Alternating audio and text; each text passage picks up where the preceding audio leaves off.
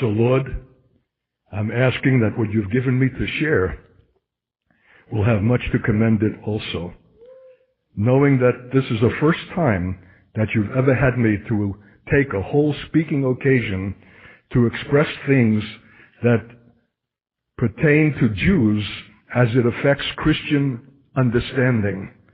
And so I'm asking, Lord, on a special grace for this, that you'll open our inner ear and our heart and do with this what you will. Thank you for the privileged occasion to be one of the speakers, Lord, in these days, and ask you now, being the Lord over all, to take charge and possession of this mouth and personality to unburden and express your own great heart. We give you the praise and the glory and the honor for it in Jesus' name. And God's people said, Amen. Are you sure you're hearing everything? Okay. I'm a man who's hard of hearing and was a high school teacher long enough to be sure that the room was well ventilated, especially after lunch. So I want to make sure that the conditions are conducive to hearing this statement. And the first thing that I want to say is that anti-Semitism, everybody know what that word means, has come upon the stage of history now full bore. If you're reading anything, you know that the Jewish community is panic-stricken because of the remarkable outburst of anti-Semitic attacks of a kind that have not been experienced since the Middle Ages, and coming with such fury from places in the world where Jews have been up till now befriended, and where nations have had an unusual sympathy for Israel. In those same nations now, the stevedores, the workers in the waterfront who unload vessels are refusing to unload Israeli cargo ships, and German businessmen who have contracts with Israelis are canceling them. There's already an economic repercussion of significance to the backlash of anti-Jewish, anti-Israel feeling that has been provoked, of course, by the unhappy events taking place in Israel, and at which we are only a beginning. So not only are these anti-Semitic episodes increasing geometrically, a 600% increase in France in 1 year. France has the largest Jewish community on the European continent, exceeded only by the Muslims in that same nation, who represent twice the amount of Jews, and are now openly and brazenly attacking them. There have been synagogue burnings, and the Jewish community has appealed to French government for defense, protection, and they have received the answer that Jews are now going to hear everywhere in the world: we are unable to protect you. So if I didn't understand before how it is that Jews will be uprooted in countries whose governments and societies are not necessarily hostile to Jews, but have within them volatile, vicious, suicidal elements bent on Jewish destruction and annihilation, I see now the pattern that will take place everywhere. I'm only waiting the report of the first suicide bombing in New York, which I know is imminent and must come. And perhaps the Lord sending me to New York is in keeping with the timing of this escalated drama of the threat to Jewish life worldwide. There have already been trials in Canada of those who deny that the Holocaust has ever taken place. And so there are pockets of anti-Semitism of one kind or another to be found everywhere, and increasingly in places of polite society, not just the scum and the shaved head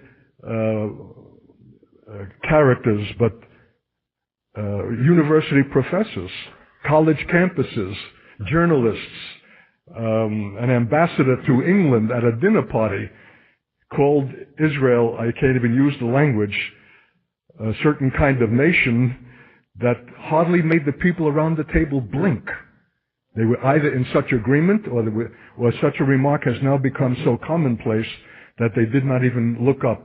But it came to the attention of the Jewish community and caused a howl. So here's my observation, dear saints, as 37, 38 years as a believer, that anti-Semitism is intrinsic to every Gentile. If you're Gentile, by the very nature of being a Gentile, you are susceptible, or there is a positional anti-Semitism latent somewhere in your person. It needs only to be fanned, or for a spark to ignite it, or factors to be conducive to it, to bring an expression through you or in you that will astonish you. You never thought that you could be capable. I'm speaking about Gentiles, and I'm exempting Gentile Christians. But for them, the issue is Christians of what kind? Unless they are of the deepest spirit kind, in affinity with God and His heart, they also will be equally susceptible. So I want to just examine, these are little notes that I've sketched since I've come here, as even on the way the Lord is beginning to stir my thought in this direction, to take up a topic of this kind and to give a whole speaking occasion to it. That there's something about the way reality is constituted that makes the Gentile especially susceptible to this anti-Semitism. And by the way, the forms that it is taking now in the world are the kind that go back to the Middle Ages itself. That Jews thought that they would never hear again, let alone that they would hear these charges from such civilized nations as France, Germany, and England, where leading Jewish spokesmen in each of these nations has warned the Jewish community therein to learn another language and pack their bags and be prepared to move. This is the pattern of Jewish life historically. Just when we thought we were being accepted, just when we found a place of seeming security and even the prospect of affluence, in that very moment, something arises that threatens again, not only our safety, but our very existence. And so the forms of anti-Semitism are that Jews are using the blood of Gentile children to make their matzah, their unleavened bread, and other ritual uses for which Gentile blood is employed. Can you believe that anyone in the 21st century can believe such horrific old wives' tales and feudal and medieval myths as that? And yet these are the things that are being expressed, not at the gutter level, but even at the university campus level. Well, there's something about Jewish exclusiveness that excites Gentile envy or suspicion. Whether real or imagined, something about Jewish success, cultural, economic, gives an impression of a superiority for which Gentiles can rightly be envious or resentful.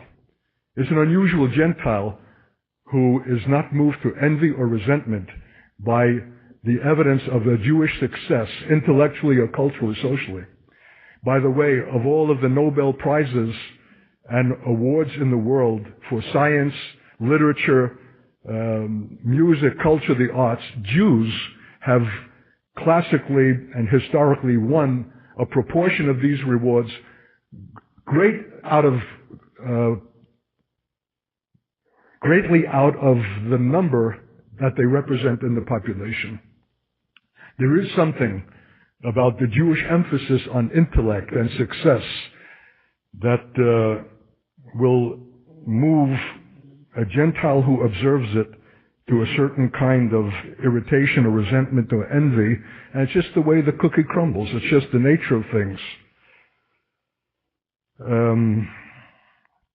Jews, even in their unbelief and in their apostasy, even in their secular makeup, which represents most Jews, depict for Gentiles a sense of God, of an Old Testament kind of wrath and of judgment that is somehow to be feared.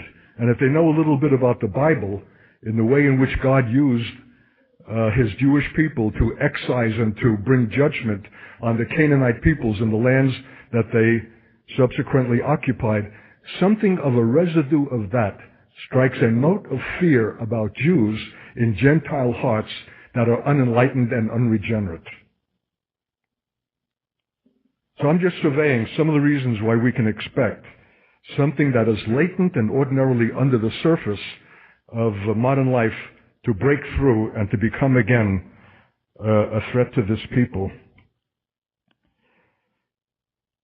There's an attitude that Jews themselves exhibit that is somewhat contemptuous of Gentiles, the word for which is goyim. And I grew up with that word out of my mother's mouth, the goyim. You don't say it, you spit it. And it means the other. It means those that are unlike us. The blonde, freckle-faced kind. The standard Anglo-Saxon variety for which we feel such an antithesis. There's such a visible, I can almost say racial difference. And on the occasions when we have to have something to do with each other, there's a friction, a fear, a suspicion of either being taken advantage of by Jews or Gentiles reacting against Jews and against their defenselessness that always puts a Jew on edge, being an alien in the Gentile nations where we have been cast. And something about the success of this Jewish community is enough to have faint nominal Christians wonder whether their Christianity is all that superior as they have been taught to think. After all, if you go into a synagogue, it's ordinarily far more impressive than any Gentile setting. If you have occasion to visit the conservative Jewish synagogue in Spokane, I would highly commend it. It's a treat for the eye. It's a cultural center. There are stained glass windows of a kind that eclipse anything that we see in our usual Gothic buildings. The ark where the Torah is kept is just a masterpiece of graphic design, and the doors are hammered copper. So everywhere you look, there's a sense of refinement, of culture, of artistic accomplishment, of Jews who have been generous to contribute to establish buildings of a kind that make their comparison with churches hardly competitive. So you wonder how these synagogues have survived, and let alone go on so much as to flourish. We spent maybe over an hour to 2 hours in that building, walking down the corridors and looking at the photographs of commemorations of a Sukkot occasion, Feast of Tabernacles, or a Purim party for children from the book of Esther, and all of the kinds of things that Jews celebrate in a communal way. There's their women's Hadassah organization, and all their societies with happy faces, and the children, the rabbi, the teachers, gives an impression of community in a reality that is unknown to us as Christians. And may well raise for those that are shallow in their own Christianity the haunting thought that there's even a superiority to synagogue life and to Judaism, however much we thought our Christian faith to be absolute and ultimate, which I believe that it is. So their prestigious institutions, their prominence and success beyond their number in the population, in profession, science, culture, appears to validate their Judaism over as and against our own nominal Christianity and its absolute claims. Because of the Holocaust, Jews are not afraid to ask in interfaith dialogues with Christian theologians that maybe you guys have it all wrong. And if the Messiah came, how is it that a Holocaust of this kind could afflict 6 million Jews and have its origin out of the nation from which the Reformed Christianity came, namely Germany? Maybe we need yet to wait for Messiah, and you're mistaken in your assumption that this presumer and outcast was the one that you celebrate as Messiah. Even the doctrine of God needs to be reconsidered in view of the events of modern times. By the way, having spent 2 years in a Lutheran seminary, I've learned these things and was shocked at the price that Christendom pays in order to participate in interfaith dialogues with representatives of the Jewish community who will not attend or participate unless Judaism is acknowledged by their Christian counterparts as being as valid as Christianity itself, and that we have as much to learn from them as they from us. So the very premise for interfaith dialogue, which has replaced evangelism to Jews since the Holocaust, puts Christianity in an unfavorable position and gives the Jewish community a kind of ace up its sleeve that makes us embarrassed to respond or to answer them. The miracle of the state of Israel appears that God is with them even in their Christ rejection. Jewish ritual and holy days, their position of equality at interfaith dialogues, as I'm describing, suggest a validity for Judaism that cannot but cast aspersions of the presumed superiority or absoluteness for the claims of Christ. The Holocaust itself, issuing from Reform Germany, as I've said, seems to validate their claims that Christianity is bankrupt. I don't know if you know that. The way in which Jews understand the Holocaust is that it is a statement of Christian bankruptcy. And when the next Holocaust comes, that's exactly the way in which they will interpret it, as they have interpreted the last. They see the reference in the New Testament to Jews in a kind of uncomplimentary way, which they reckon has been a factor in the inculcation of anti-Semitism by Christianity itself. And I've attended conferences where Christian theologians and spokesmen have suggested that we need to refine the New Testament and to retract and to omit those statements which are of a kind that the Jewish community has fingered as being insulting and adversarial to themselves. There's a real turmoil. I don't have a word for it. A real something going on in a subterranean way over the issue of Christianity and Judaism and theology and interfaith dialogues, that while it's at that level now, it's only a matter of time before it reaches the grassroots level and will affect large numbers of people wholesale. There's a fear of a Zionist conspiracy and the protocols of Zion. How many people have ever heard of it?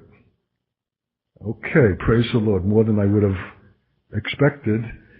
Is a dubious publication that Jews have condemned since its advent in the mid or late 19th century, as written by anti-Semites to attribute to them a kind of conspiracy by which Jews or Zionism will take over the world.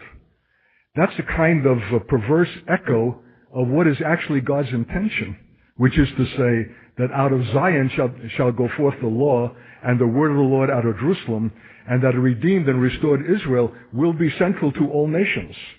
But in the perverse way in which Satan takes the purposes of God and twists them and gives a malevolent cast to the unregenerate, there's a fear of Jewish conspiracy and takeover. So men like Greenspan, who's the head of the bank, what is it called, the establishing the interest rates and the American economy, and whose decisions, this one man is in a place of such great influence and power that our economy can rise and fall based on his indigestion. And so Jews may be proud that other Jews have attained positions of prominence in American society, but the place of prominence makes it a place of threat should there be a collapse in which Jews can be fingered, and even looked upon as a deliberate collapse in order to give them a predominance over Gentile nations. I hope I'm not encouraging any of these thoughts in you, but maybe you have had them in a kind of a latent disposition of your own soul, and you've never had an occasion by which it has been brought to the level of consciousness. But I think I can safely predict that events that are already in working, principally in what's taking place in Israel, but will affect Jews worldwide, will bring those things to the surface. There'll be an open and frank acknowledgement of fear, of suspicion, of hostility. The Nazis in their rallies in the early Hitler time had around their auditoriums like this the phrase, "The Jews are our misfortune." Die Juden sind unser Unglück. And the world, I think, will increasingly say, particularly if there's a Middle East conflict, particularly if our oil shall be threatened and our world economy tipped into in its balance, that the world will say, the Jews are our misfortune. Some of them are saying we're completing what Hitler failed to complete. I was in Russia, in a city near the foothills of Siberia, and there was a Communist Party rally going on with their hammer and sickle and a speaker and a great crowds, and the man was brandishing a sword. And I asked the interpreter in the car, what is he saying? And she said, he's saying that until our sword is dipped in Jewish blood, we will never be free of the tyrannical influence of Jews in our nation. In the Russian Congress, in the open debates, men can get up and make public anti-Semitic remarks, and no one thinks it in any way out of order. So my last trip before I settle into New York and my involvement with the Jewish community will include Russia and the Ukraine, because I didn't want to lose the occasion to speak to the church of those nations, something along the lines that I'm sharing with you, that they would not be sucked in themselves into the vortex of anti-Semitism that will sweep those nations in the future as it has historically. The dark clouds are gathering, you dear saints, and you need to know that. And there'll not be a place in the world where a Jew will find himself safe. So from the Christian point of view, with regard to the Jew, I'd like to raise a few questions. Have we sufficiently wrestled with the concept or the issue of election? God's chosenness of Israel and the Jew is the issue of election. And there are some of us who smart over that and don't agree with God's choice and would prefer that he had elected someone other than the Jews. And we may give tacit approval because it's a doctrine that is fixed in our faith, but we don't rejoice over it in the inner man. In a word, we have not surrendered our hearts to God's choice, and we are not choosing what he has chosen, and even have a lingering resentment and a argument with God about that choice. And in fact, that's the very reason I believe that God has chosen them, to unmask and to reveal your heart. You need to know, you dear Christian saints, that there is this latent anti-Semitism. We know about Jewish pride, but do you know about Gentile pride? Do you know about the pride of nations? That's what the word goyim means, the nations. And that God, in his brilliance, flushing us out, knows ways of what to pick and to choose to be for us as Gentile Christians a stumbling stone in Zion. Unless there's a wholehearted agreement and approval with God's chosenness and his right to choose, we are at a certain enmity with God himself that would never have been revealed except that the issue of the chosenness of Israel has spotted it. And he does not choose Israel for its commendable qualities. In fact, they are chosen all the more because they lack them. If they had commendable attributes and accomplishment, you would agree with this choice, because your life, more than you know, is predicated not on grace, but on merit and accomplishment and approval of men and yourself. We subscribe to the doctrine of grace, but more deeply than we know, we are affected and view one another and ourselves not with that God's grace is independent of our condition or qualification, but that we ourselves have our own qualifications and esteem people according to their merit, their conduct, their office, their appearance. And what flushes us out is that God's election is entirely independent of any qualification that Israel would have, because the fact of the matter is that they have none. Quite frankly, we're told that you have blasphemed my name in every nation where I have driven you. But that does not abolish or nullify their chosenness and God's mercy that will yet come to them. Not because they deserve it, but because it's God, and that is His mercy. And nothing more reveals it than to extend mercy to those who are totally undeserving. You need to understand that. More than just with your minds, but equally with your hearts, or you are at a disparity with God Himself.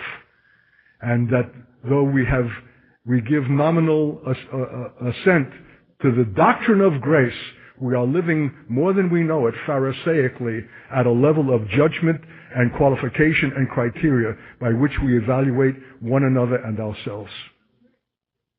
The Jew finds us out.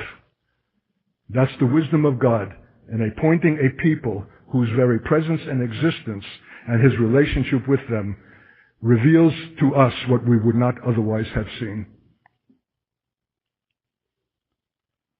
Jacob I have loved and Esau I have hated. What are you going to do with a God like that? He doesn't even explain it. It has nothing to do with Jacob being more attractive or Esau failing and desiring his pottage over his initial inheritance. It's God being God. It's God choosing to exercise His sovereignty.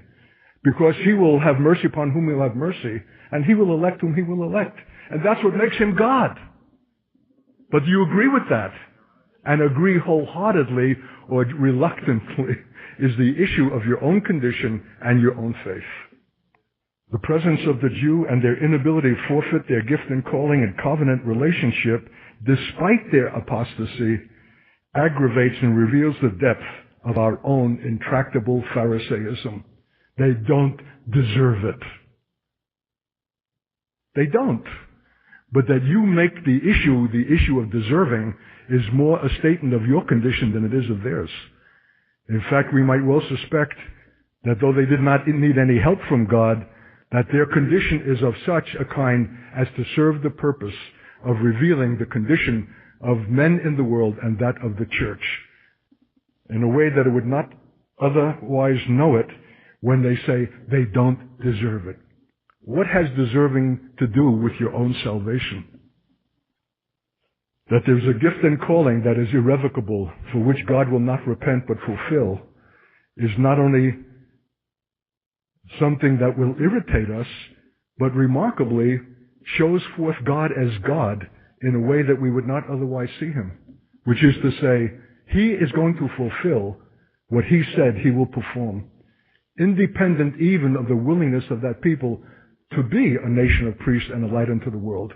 And the fact that He will succeed in it, despite their intractable unwillingness, is all the more the testimony of God. Because if somebody fails us and disappoints us, we're finished with them. They've had their chance. And a lot of people Christians feel that way about Israel. They've had their chance, and now God's finished with them. We take over. We are now the Israel of God. But God is not finished with them. The fact that they have failed, and failed colossally, scandalously, blasphemously, does not dismiss God's enduring love for them and His intention for them, despite what they are in themselves. And that's what God is. But the question is that what we are? We begrudge them their prodigal acceptance by the Father, and will not attend the feast that He has prepared for their homecoming. We will be sullen like the older brother and not come in. You never did that for me. And look at those bums, those upstarts, and they have wasted their inheritance, and they have led the world in rebellion against God. They're the head of every kind of radical movement, and Karl Marx and Marxism and communism, and you'll rush to meet them and give them a cloak and a ring and a kiss and a feast. Well, you may, but I'm not. And the Lord has to say to us, as He said to the Father said to that unbecoming older brother, don't you know that all that I have has always been yours? Why do you begrudge them